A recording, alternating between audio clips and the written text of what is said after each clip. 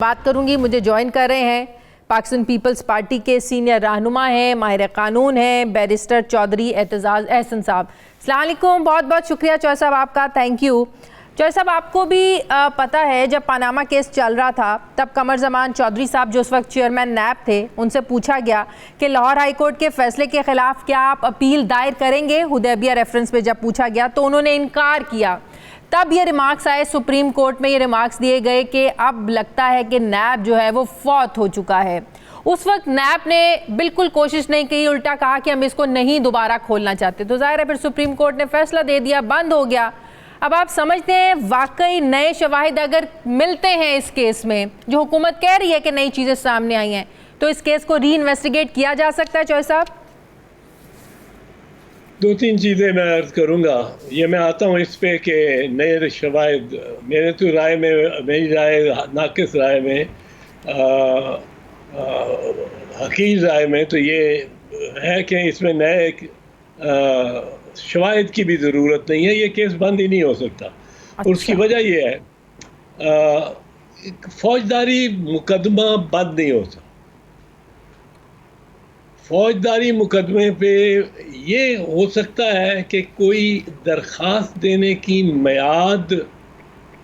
وہ زائد المیعاد ہو جائے. درخواست دینے کوئی خاص آپ نے درخواست دینی ہے, نظر ثانی کی درخواست دینی ہے یا کو اپیل کرنی ہے, وہ آپ زائد المیعاد کر لیں. فوجداری مقدمہ جب تک وہ اس کی پروسیکیوشن نہیں ہوتی یا وہ کم از کم اکویٹل یا نہ بریت یا سزا کے مرحلے تک ایک ٹرائل میں, ٹرائل کورٹ یعنی سیشنز کورٹ کے سامنے وہ نہیں پہنچتا, اس وقت تک وہ اور وہاں فیصلہ ہو جائے اور اپیل میں بھی فیصلہ ہو جائے. پھر اگر سپریم کورٹ اس ٹرائل کی کے سلسلے میں فیصلہ دیتی ہے, وہ بھی فیصلہ دے لے. کوئی درخواست متفرق درخواست پہ فیصلہ نہیں دے supreme court. Supreme court trial جس میں گواہان پیش ہوئے ہوں, ان پہ جرا ہوئی ہو, ثبوت پیش کیا گیا ہو اور اس پہ فیصلہ دیا گیا ہو, اس پہ سزا دی گئی ہو یا بری کر دیا گیا ہو, اس کے بعد پھر اپیل ہو لاہور ہائی کورٹ میں یا ہائی کورٹ میں, اس کے بعد سپریم کورٹ میں اس سلسلے کے طور پہ وہ سپریم کورٹ کے سامنے جائے, سپریم کورٹ کے سامنے ساری شہادتیں ہوں, ساری ثبوت ہوں, اور پھر سپریم کورٹ فیصلہ دے دے تو نہیں کھولا جا سکتا. لیکن یہ کہنا کہ جی یہ اس طرح بند ہو جائے گا, عدالت نے ضرور یہ کہا ہے. عدالت نے جو قاضی فیض عیسیٰ کی ججمنٹ ہے اس میں یقیناً حتمی طور پہ کیس کو بند دیا گیا. اور میں سمجھتا ہوں کہ کچھ ایک چیز جو ذرا عمران خان کو بچا لے گی وہ ججمنٹ ہے جس میں 4 ججوں نے قاضی فیض عیسیٰ صاحب کو کوئی ایسا مقدمہ سننے سے مانع کر دیا ہے جو اس میں عمران خان کا مفاد یا عمران خان ہو. سو وہ چونکہ نہیں بیٹھ سکتے, تو ورنہ میرا خیال ہے شاید اس وقت تک وہ توہین عدالت کا وہ لگ چکی ہوتی اور توہین عدالت بڑا ڈینجرس ہے عمران خان کے لیے, کیونکہ اگر توہین عدالت کی سزا ہو جائے تو سپریم کورٹ نے پہلے سزا دی تھی یوسف رضا گیلانی کو توہین عدالت. بالکل بالکل بالکل 7 ممبر بینچ تھا. میں نے خود یہ کہا کہ یہ بس سزا ہو گئی ٹل دی رائزنگ آف دی کورٹ, کوئی ڈسکوالیفیکیشن نہیں ہوئی, کوئی جب تک 6 مہینے کی کم از کم سزا نہ ہو اور مورل ٹرپیٹیوڈ نہ ہو, وہ سزا ڈسکوالیفائی نہیں کرتی. اچھا سر, ایک اور بات بتائیں سر, آئین کا آرٹیکل 13 جو ہے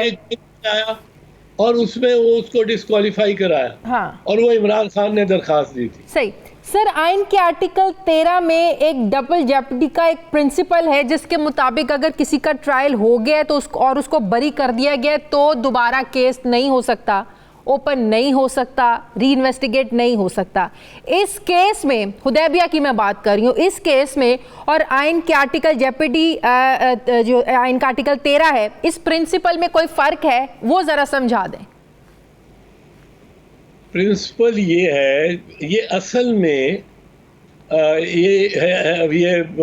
جو اصول ہے یہ سیکشن 403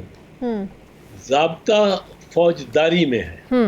اور وہ ضابطہ فوجداری 1898 میں نافذ ہوا تھا. یہ آئین میں فنڈامنٹل رائٹ کے طور پہ بعد میں آیا, اور اس میں یہ کہا گیا تھا کہ کوئی اگر ایکوٹ ہو جائے گا, بری ہو جائے یا اس کو سزا ہو جائے, تو پھر کوئی اس کے خلاف کاروائی اسی جرم کی جس نہیں ہو سکتی, فرض جرم لگی تھی وہ نہیں ہو سکتی. آئین کہتا ہے کہ کوئی پروسیکیوٹ نہیں ہوگا, اور اگر کوئی بری ہو گیا ہے یا سزا ہو گیا ہے وہ دوبارہ اس پہ مقدمہ نہیں چلایا جا سکتا, اور یہ ایک بنیادی حق ہے, فنڈامنٹل رائٹ ہے. صحیح. اب یہ بالکل درست ہے, پر اس میں کیس میں مقدمے میں ٹرائل کے ذریعے تو گیا ہی نہیں ہے سپریم کورٹ کے ساتھ, یہ تو متفرق درخواستوں کے ذریعے گیا. اگر ٹرائل کا ہوتا, اس میں شہباز شریف بری ہو گیا ہوتا, تمام تر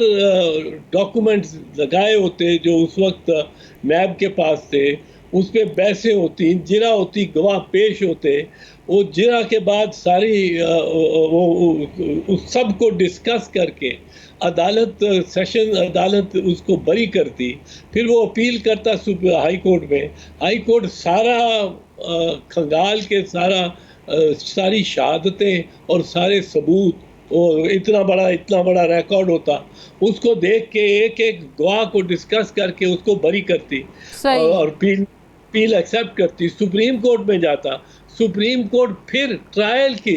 حوالے سے اس کو پرکھتا اور اپ ہولڈ کرتا ہائی کورٹ کا فیصلہ. اس طرح جس میں سارے شہادتوں کو اور سارے گواہوں کو اور گواہوں کی جرا اور وہ سارا سلسلہ ہوا ہوتا, تو پھر یہ بالکل نہیں ٹرائی ہو سکتا تھا, پھر یہ بالکل نہیں پروسیڈنگ ہو سکتی. بالکل اور یہ اچھا, ایک اور چیز بتائیں, ڈار صاحب کا 164 کا بیان جب وہ وعدہ معاف گواہ بنے, جس کی بنیاد پر سارا یہ معاملہ چلا, ریفرنس ہوا, بعد میں جب نواز شریف صاحب جلاوطنی کے بعد واپس آئے تو انہوں نے کہا نہیں میرا یہ جو بیان تھا میں نے دباؤ میں آ کر دیا ہے. اب حکومت تو ظاہر ہے اسی کو بنیاد بنا کر آگے چلنا چاہتی ہے نا, ڈار صاحب سے بھی انویسٹیگیٹ کرنا چاہتی ہے سارے معاملات ہی اس کے بعد شروع ہوئے. ڈار صاحب جب وعدہ معاف گواہ بنے, تو جب کوئی وعدہ معاف گواہ بنتا ہے اور بعد میں یہ کہتا ہے کہ میں نے تو پریشر کی وجہ سے دیا تھا, یہ تو سچ بات ہے ہی نہیں, تو سر پھر سچ ہوتا کیا ہے, جو اس نے پہلے بیان دیا وہ, یا جب وہ کہتا ہے نہیں جو میں نے تو پریشر کی وجہ سے دیا تھا, بعد میں وہ مکر جائے؟ سر پھر اس کی 164 کی اہمیت کیا ہوتی ہے؟ 164 کی اہمیت یہ ہے کہ 164 کا بیان اور قانون جو ہے سیکشن 164 ہے ضابطہ فوجداری کا, وہ یہ پورا پروسیجر جو ہے, پورا ضابطہ ہے کہ کس کے مراحل پہ اور کس طرح یہ ایک میجسٹریٹ نے بیان ریکارڈ کرنا ہے. اور اس میں بہت ساری باتیں ہیں. اس میں ایک یہ ہے کہ جو گواہ ہے جو بیان دینے آ رہا ہے اس کو مکمل موقع دینا چاہیے, اکیلے بیٹھ کے وہ سوچے, عدالت کے اور سپرنٹینڈنٹ جیل اور پولیس والوں کی حراست سے علیحدہ وہ خود سوچے, اس کو ٹائم دیا جائے, گھنٹہ دیا جائے, آدھا گھنٹہ, 1.5 گھنٹہ. کئی ہوتے ہیں کہ وہ کہتے ہیں جی ہمیں کوئی ضرورت نہیں ہے, آپ ہمارا بیان لکھیں,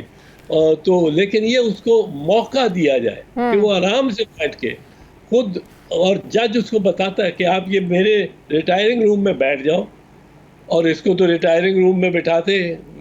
صاحب ڈار تھا, اور ڈار صاحب آپ پوری طرح سوچ لیں, تسلی کر رہے کہ آپ یہ بیان دینا چاہتے ہیں اور بغیر جبر و اکراہ دینا چاہ رہے ہیں, کیونکہ میں یہ لکھوں گا اور آپ اس پہ دستخط کریں گے, وہ آدھا گھنٹہ بیٹھے وہ کہتا ہے جی میں بالکل یہ بیان دینا چاہتا ہوں, میرا کوئی میرے پہ دباؤ نہیں. ہاں یہ سٹیٹمنٹ اس کی لکھی جاتی ہے, وہ دستخط کرتا ہے, پھر میجسٹریٹ اس کو اس کی شہادت لکھنے سے پہلے پھر پوچھتا ہے, پھر وہ دستخط کرتا ہے, اور یا پھر وہ گواہی دیتا ہے, چاہے دستخط کی ضرورت نہ ہو, میجسٹریٹ بلا اکراہ وہ لکھ لے.